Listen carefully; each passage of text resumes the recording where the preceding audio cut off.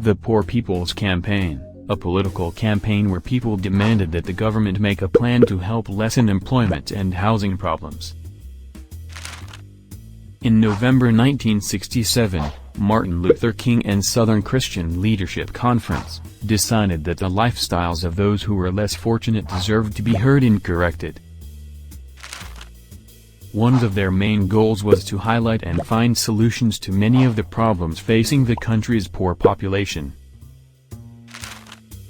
His knowledge, morals and ideals brought together many African Americans in the name of peace and equality, aiding them in their efforts of freedom and gaining basic human rights.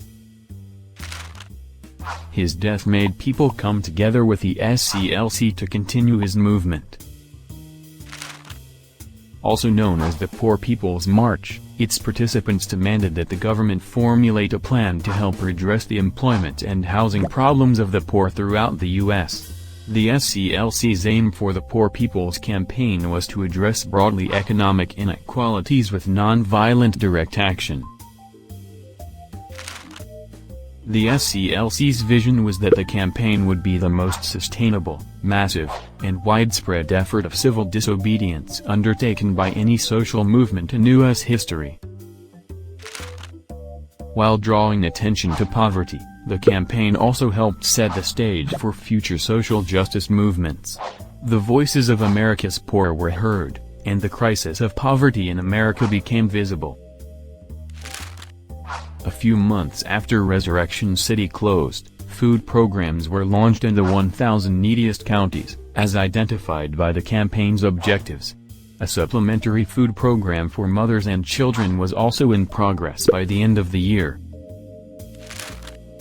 Additionally, Congress appropriated $243 million to expand and revamp school lunches to help feed hungry children.